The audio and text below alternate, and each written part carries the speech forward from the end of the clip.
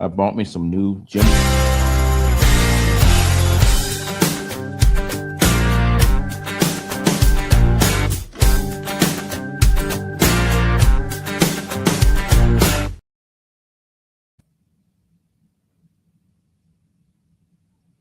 Good morning. Good to see y'all guys. Here's Sean from Voice from the Dirt Road. Look like it's going to be a great Friday. Look, I'm glad to be on the show. Glad to see each one of y'all guys. I was expecting to get our intro music. It didn't pump on. Shelly, is the intro music coming in?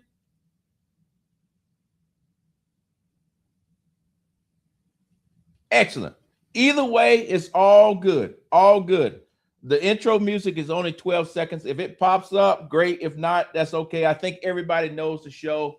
Hey, one of the things I just want to jump into real quick today is this. We're going to talk about a couple things that are very important that's currently happening right on the ground as we speak. But on top of that, let me just talk about our stew, what this show is all about. And bring everybody up to speed, because every week we're getting brand new people that are following our show, which I'm very thankful for that. But in addition to that, I just want everybody to know that this is, let me look down here. This is our 34th episode of doing Voices from the Dirt Road. So I just want to thank you in advance, and say continue to support us. We're going to try our best to continue to bring you up to date things that are happening in agriculture.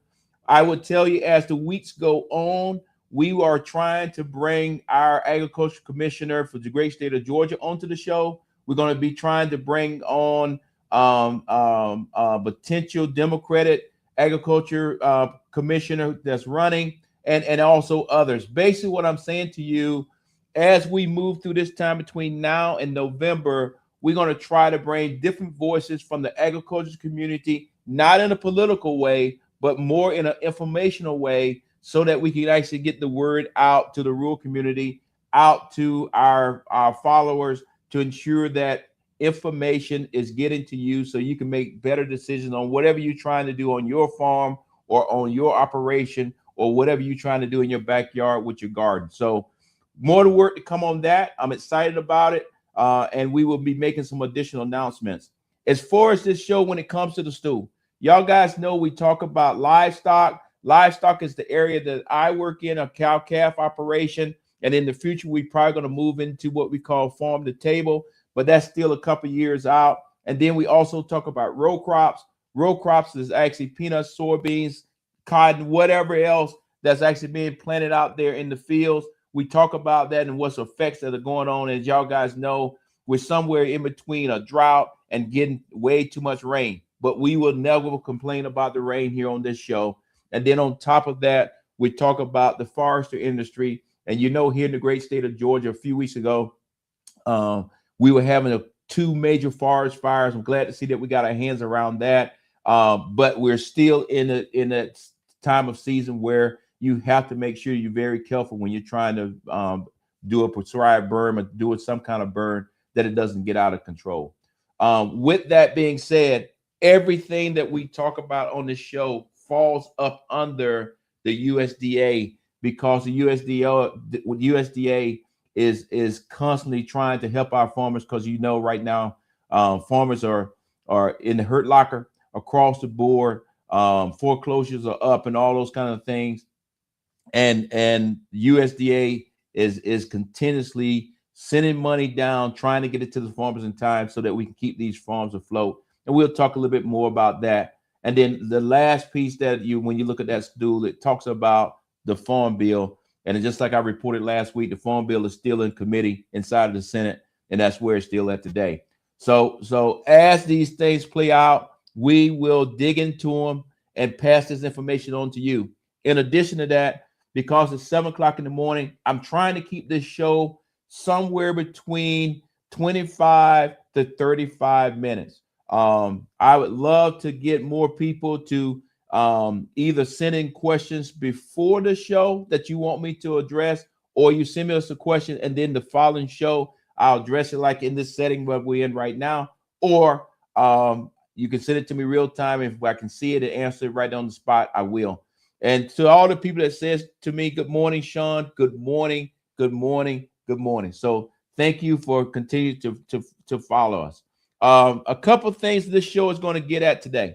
One, we're going to give you an update on what's going on with the screw worm situation. Two, we also going to tell you what's going on with Georgia when it comes to foreclosure. But before we do all of those things, one of the things I'd like to make sure that I share with you is because I want you to know that, hey, Sean is in the game with you as a cattle producer, as a farmer, the whole 9 yards. And as y'all guys know, as soon as I walk out this show, I got to go feed up this morning before I go up to Rome. With that being said, last week we actually started our weaning process. That means we took all of our calves off of the mothers. It was very noisy around this farm for about a week and a half, but now all of those have went through the process. With that being said, go ahead, play the video, and then I'll talk on the backside. Already started the weaning process. Now we got to do all our vaccines. 5 boys, 5 girls. I'm not going to treat them for flies today because I think we're going to probably get some more rain this afternoon, so I'll do that on Wednesday. But I'm also getting them used to going through the corral. Process. Kind of go from there. As you can see, they are already docile.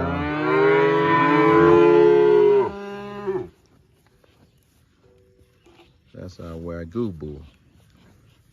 He's a steer now. That's going to be one of our first farm to table. All right, good to see you, girl. All right, let's get to work. Yeah, you know, like I mentioned, we have started our what I call my health development program. That's where we pull all the calves off the mothers, because now I think everybody's tracking that all of my female cows are now pregnant again with next year's crop of cattle calves. This year, these calves that you just saw right there is on the backside of the farm. They're actually learning a couple things. One, they're learning how to go through the facility itself, so they understand the process, so they're not stressed out when they have to go through the catch pen and all those kind of things. Two, they're learning how to eat grain. Not that much, but at the end of the day, some of them may go into the feedlot. Not 100% sure where they're going to end up after they leave my farm, so I have to have them prepared for that. And then 3, they also learning how to drink water out of our automatic waterers. Keeping in mind, prior to us pulling them into this program, they were drinking milk for their mothers all the time. So part of my process is to make sure that I prepare my cows or my calves for the next phase after my farm. And I pride myself that when you get a calf or something from us, that you're going to get a very good product to go on to the next phase of the process. If that process is put them into a feedlot out in Texas somewhere, or at the same time raising that particular calf out and turning it into a farm to table type situation, or if you're trying to take a heifer, and then put her into a show cow type situation. So again, whatever the next phase is, I want to make sure that when my calves come off the farm, they prepare for every last bit of it. One of the things I probably should let y'all guys know, when I make those particular videos, I'm not really making those videos for you. I know that sounds kind of mean, but really what I'm doing, I'm making those videos for my family, so that, because it's my wife and I, we live here on the farm, but when my sons come home, whenever they come, different times of the year, I want them to kind of have an idea of what's been going on the farm. So when they get here for that week or 10 days they're home, that they can fall right in and they understand where we're at in the process. So some of those videos is just educational information for them. And that they were asking me about the weaning process, and I just wanted to share that with them. And in turn, we decided to share it with y'all guys. So hopefully that information kind of helps you if you've never actually seen a cattle operation behind the scenes. But what I will tell you, The weaning process is stressful, but you have to go through it. But on the flip side of the coin, those 10+ days are going to be very, very noisy on your farm. And for whatever reason, my wife decides to take vacation during those 10 days every year when it happens. So some reason Carla's very smart about that. And I spend the whole day and night listening to cows screaming outside. So with that, let's get into the show. Let me see exactly where I'm at on this thing. I gave you an overview. Now let's jump into that first topic, talking about the screwworm situation. With that being said, I think people are quite aware, farmers are definitely aware that we have a screwworm situation that's actually occurring in the United States now. It had been down in South America or Central America. Then it worked its way up into Mexico, and we've been talking about it. And now it has actually made its way here into the United States. And as of this morning, when I'm talking to you, we have 6 cases. 6 of those cases 5 are in Texas itself, and then 1 is now in New Mexico. The one that's actually in New Mexico is a dog. One of the things I want to make sure that everybody understands, we call it a screwworm situation. Actually, it's a fly that actually lands on a live animal that has a open wound. Okay, open wound. And when I say open wound, usually when it comes to the cattle side of it, is usually they try to get on a newborn calf, and they actually lay larva on the navel area where they just came out of the cow because it's open. And with that, what is significant about the screwworm is, and I know it's going to sound a little morbid, but if you see an animal or something on the side of the road or anything that's dead, and you see flies land on it, and then it has maggots on it, those maggots are not a screwworm. They kind of look the same, but what I would say to you, the screwworm fly will never lay their larva on a dead carcass. It's always laid on something that's alive. And then that screwworm, when it's in that stage of being the worm itself, it actually eats the meat. And I know that sounds crazy, but at the end of the day, that is what's occurring. Now, this is treatable. Let me make sure everybody understand that it's treatable. However, if you don't get your hands around it, it can spread very quickly. And all of us, all the way, even though we know it's in New Mexico now, it's not going to jump from New Mexico to Georgia tomorrow or to New York tomorrow or wherever. However, the way it moves is, if we continue to move cattle through the country, it can go from one spot to the next. That's why you got some quarantines going on. But on top of that, it's also moving through the wildlife, so deers and anything else. But I also want to encourage you to check your pets, because like I said, in New Mexico, we actually got a case on a dog. But let me pause there. And these slides that you see that we have up, these slides will be posted on my Voices from the Dirt Road social media page, so that you can actually go back and study them for yourself, because we put great detail into them so that you can better understand. I know I'm going over it pretty quick here on the show, but we will have it there for you to follow up. But before I go a step further, let me pause here, because I want to play a video from the Texas Agricultural Commissioner, Mr. Miller, because I think you'll be able to see the frustration that's going on right now between Texas and the Secretary of Agriculture, Rollins. And I think it's just important for us to know that if you have friction between leaders, that's when things fall through the gap. And I hope they can get back on the same sheet of music. And right now, I'm leaning more with Agricultural Commissioner Miller, is that when you're in a crisis, you need to get things done today, versus talking about what you're going to be building in 2027. So let's run that video. I know I may be a little out of sync, but let's run the video right here. Have a positive case in South Texas. We knew it was coming. battle 20 months ago in southern Mexico. The only method that we're fighting it with is sterile flies, which do not work. We've released over 7 billion sterile flies, and we have more cases today than when we started. So it's simply not working. It's insanity doing the same thing over and over and expecting different results. We, we have a program that developed by the USDA called the SWAS program, SWASS, Screwworm Adult Suppression System, which is a bait, a fly bait. We've used that in the past. It works by killing 95% of the adult screwworm flies. Some reason the USDA does not want to use that. They want to use exclusive sterile flies. We're not going to have enough sterile flies for 2.5 years. So if they stick with that plan, we're going to be totally infested all over the state with screwworm flies this summer. We need to implement the SWAS program. Is there something that Texas can do? Can Texas maybe introduce its own version of the SWAS program? I'm working with the Speaker's office and just got off the phone with his chief of staff.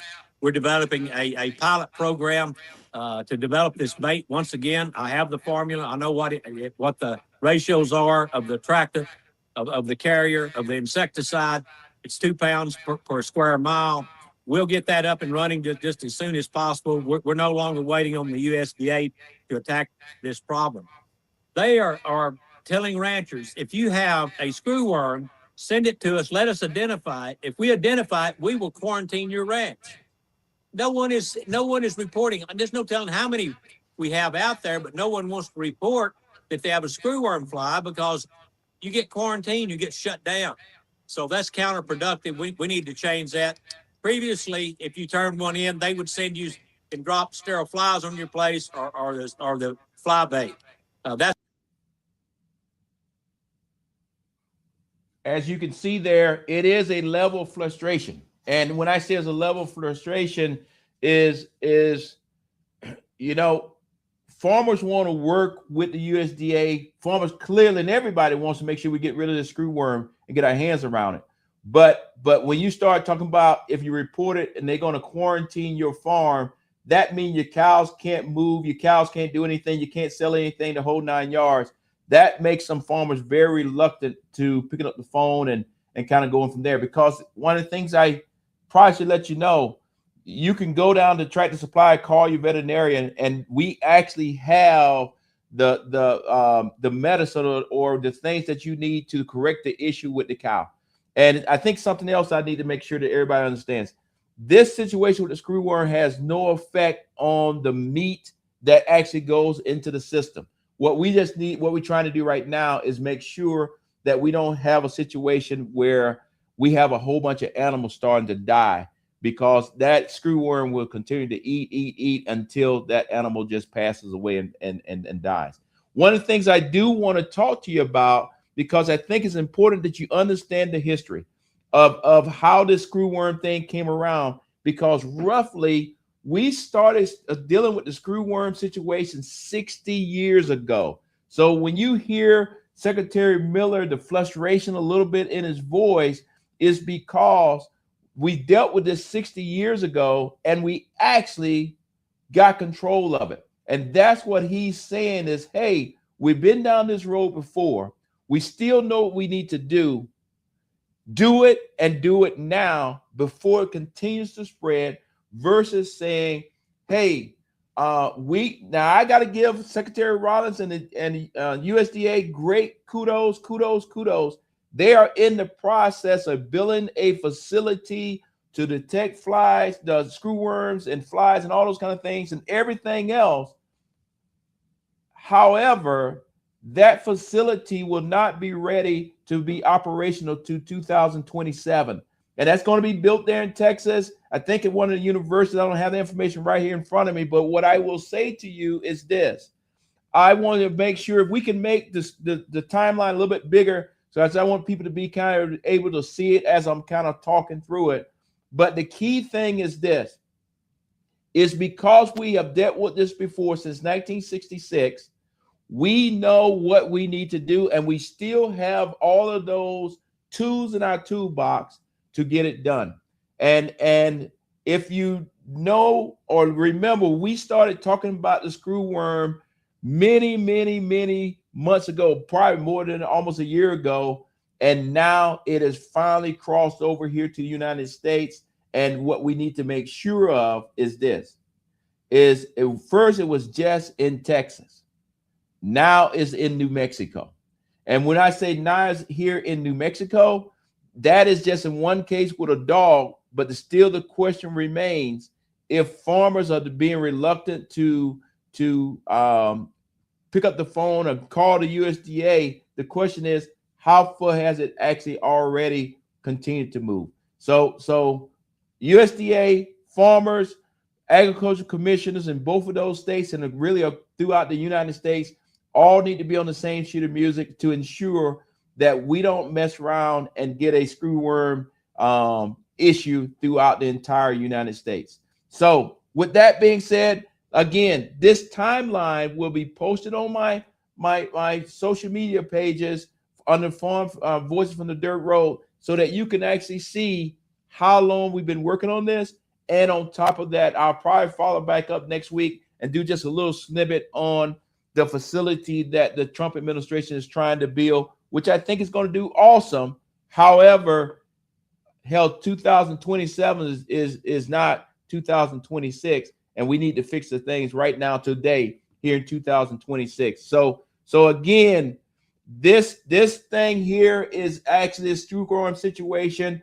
Is I don't want to say it's getting out of control, but what I will say is this: we need to make sure that we're all on the same sheet of music. I'm going to make sure that all of my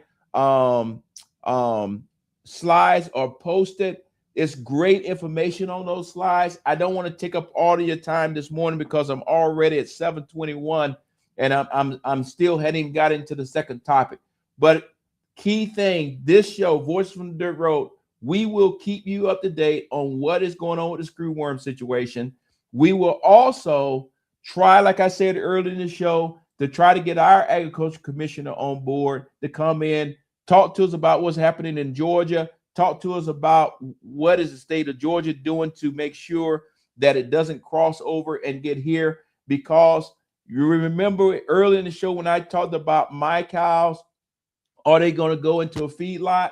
If they go into a feedlot somewhere, many times those feedlots are out in Texas, Kansas, and all those places. So the question then comes into play is, here I am in Georgia and other farmers here in Georgia, will our cows be able to still go that direction, or will they stop that entire operation? And then that affects all of us across the board. So more to come on that particular subject. This is a real world situation that's going on, and we got to get our hands around it. But I want to make sure I end it this way. This screwworm situation has nothing to do with the meat that you consume. It's more on us as farmers and with our cattle that's on the farm. It's our issue. It will have no effect on the meat that you see in the store. So I want to make sure that I get that out there. All right, let me move into the next subject just real quick, because Georgia farmers are under unbelievable pressure. As a Georgia farmer, I can feel it every day when it comes to the cost of diesel, when it comes to fertilizer, when it comes to tariffs, you name it, you can feel the pressure. One of the things that as we were doing this research kind of blew my mind is you know things are tough, but you don't really know how tough they are, because all of us are laser focused on the little piece that we have. But when we did the research, we all know, because you see it on the news all the time, that Arkansas is the #1 state in the nation when it comes to foreclosures, for farmers. Arkansas, things are very bad, the whole 9 yards. Well, guess what, ladies and gentlemen?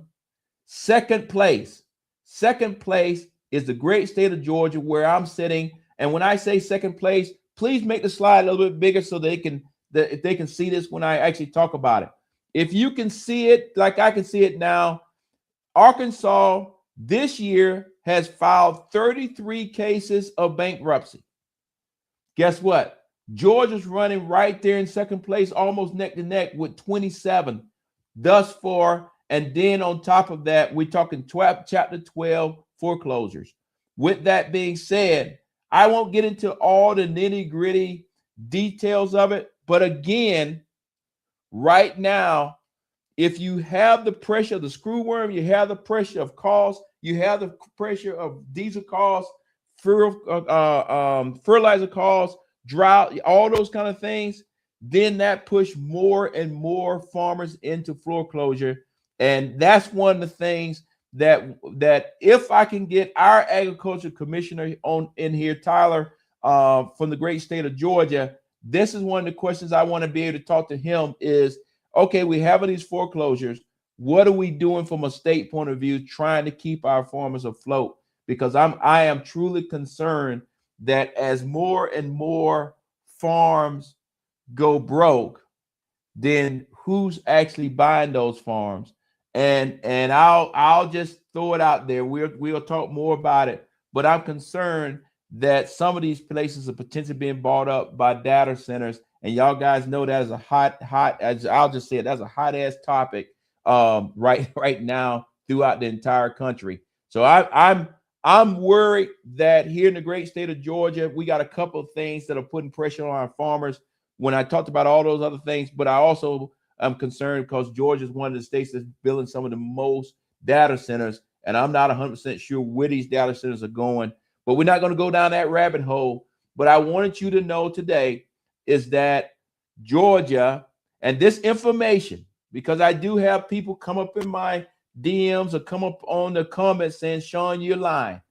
No, I'm not. Put the slide back up bigger for them. If you look at the bottom of the slide, I want you to be able to read it for yourself. The source is American Farm Bureau Federation. That is where we got this information from. So I want you, if you got any issues with me or saying this, I want you to go and check for yourself and see what's currently happening. Because I think as farmers, if we put our head in the sand and say it's not happening, then foreclosure is going to come to your farm. And I want to make sure that everybody's prepared, everybody has things in place, everybody can actually be helping each other to ensure that everyday people are not losing their farmland. And if they are going to lose it, then some other farmer that want to continue to feed Georgia, feed America, and feed the world is actually buying the land versus somebody else that wants to build a data center or build a nice neighborhood or a golf course. So that's just a Sean Harrisism.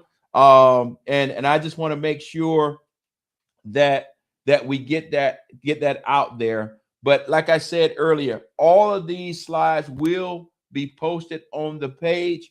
I encourage you to look at them. I encourage you to comment, and I encourage you to ask me questions so that if I need to follow back up next week, I will. That's not a problem. With all of those things being said, I want to just take a few minutes before I close out and just say thank you to all the people that have got up this morning at 7 o'clock in the morning. And I know I'm different, but thank you for getting out of bed, taking the time, listening to us, looking at us on TV, and listening to us. Because right now we roughly got almost 250 people watching us live. That is incredible to me. This show was never put together to say we're going to have 1 million people watching us. This show was always put together to say, okay, where's that niche market that says they would just want to have a glimpse of what's going on in the world of agriculture, specifically here in Northwest Georgia, specifically Georgia or the Southwest region, or really just here in the United States. So with that being said, I just want to say thank you for that. In addition to that, I always end the show the same way. And the reason why I end it the same way is because I know as a farmer, as a veteran, it is unbelievable pressure on you that you don't actually are the one that loses the farm. And like I already said, for the great state of Georgia, we are running in second place right now. We have to do something to stop this because I feel for the people over in Arkansas, but right now we're basically running neck and neck with them. And we need to make sure that as leaders in the world of agriculture, we're working together, not pointing fingers at anybody, but working together to help these farmers save their land and keep it.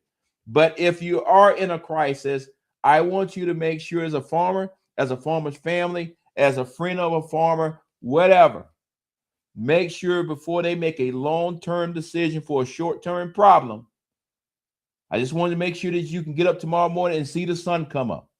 Because if you can just get up tomorrow and see the sun come up, you'll see it's going to be okay. It may be tough because I tell you, you know damn well in the world of farming, it is tough every day.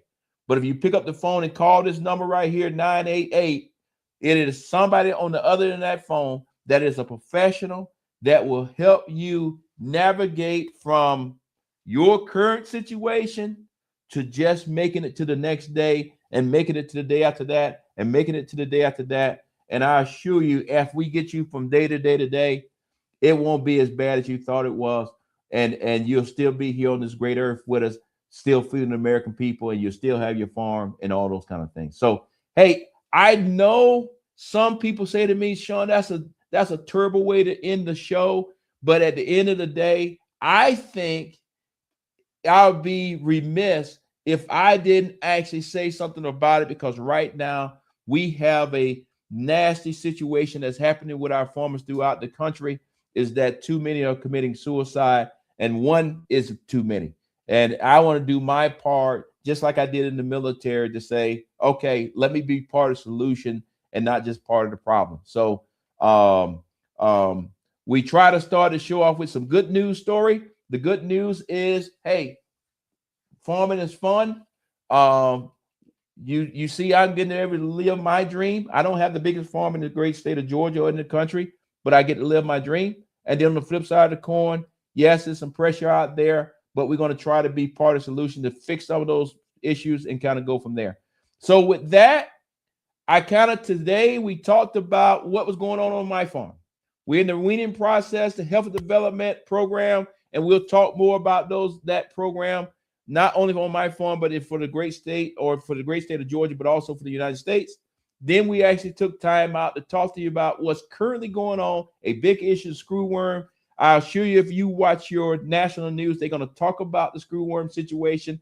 It's running neck and neck with the war in Iran. And then on top of that, we came back and we talked to you about what is going on in the world of banking when farmer foreclosure, and that Georgia is running in second place. We got to fix that and fix it real quick. And then ultimately, we told you that we love you, we care about you, and we want you to be here tomorrow. So, hey, with that, right now I see it's roughly 300 people that are following us this morning. So thank you for that. But guess what? The show's over. I got to go outside and feed the cows. Hopefully I see you somewhere out there, somewhere. If you do, say hi, walk up to me. Let's talk about some cattle. Let's talk about some farming. Let's just talk about anything you want to talk about. I kind of know a little bit about nothing. I'm an expert at nothing. So, but on top of that, hey, the cup's empty. And today I didn't waste anything. So, hey, thank you. Have a great day. Bye-bye.